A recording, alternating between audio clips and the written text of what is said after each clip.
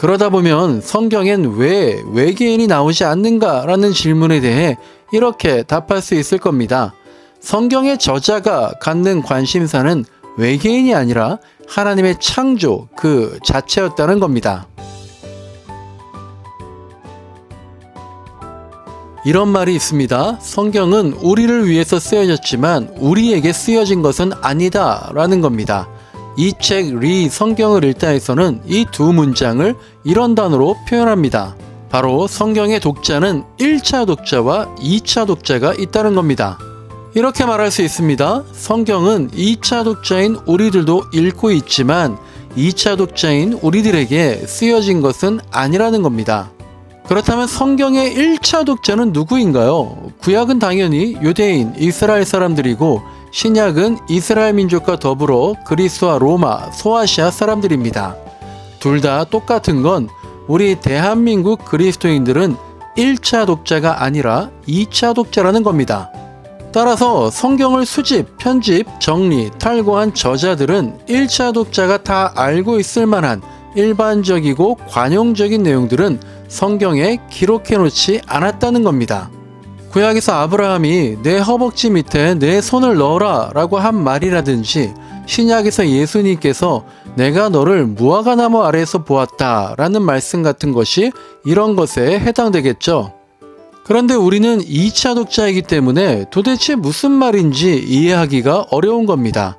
이런 것을 이 책의 저자는 숨겨진 배경지식과 공유된 배경지식이라고 부릅니다.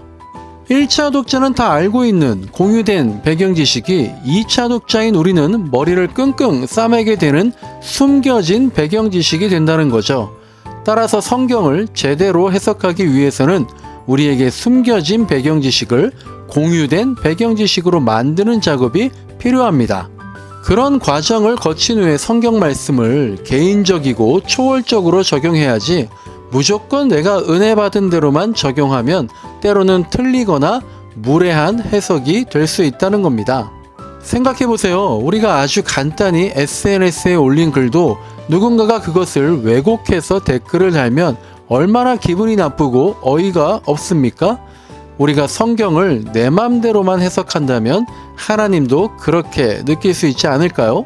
구체적인 시대와 구체적인 상황과 구체적인 사건을 역사적으로 해석하고 그리고 나서 오늘날 우리에게 초월적으로 적용하자.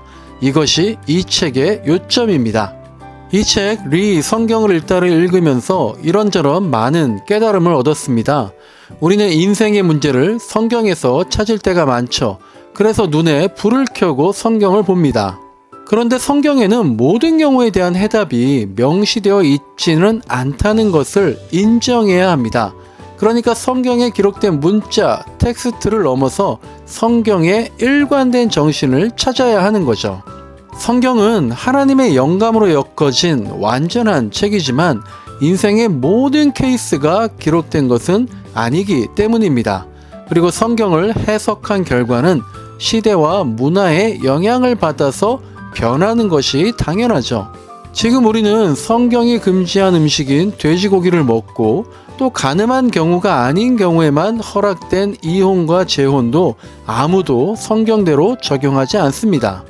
그런 경우가 성경에 대단히 많다는 것을 인정해야 하는 거죠. 그러다 보면 성경엔 왜 외계인이 나오지 않는가라는 질문에 대해 이렇게 답할 수 있을 겁니다. 성경의 저자가 갖는 관심사는 외계인이 아니라 하나님의 창조 그 자체였다는 겁니다. 성경의 관심사는 묻지마 칼부림이나 아동학대나 교사의 자살이 아니라 생명과 보전, 존중이었다는 겁니다. 성경의 관심사는 취업과 경제 성장이 아니라 피조물인 인간의 정체성이었다는 겁니다.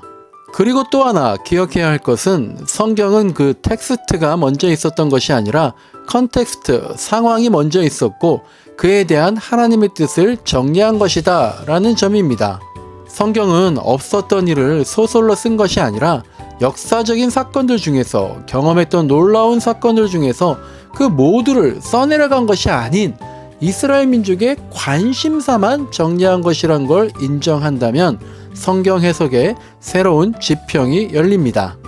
플라톤이 이런 말을 했습니다. 놀라움은 철학자가 느끼는 감정이고 철학은 놀라움에서 시작된다. 놀라운 사건에서 철학이 시작되는 겁니다. 놀라운 사건에서 신학이 시작되는 거죠.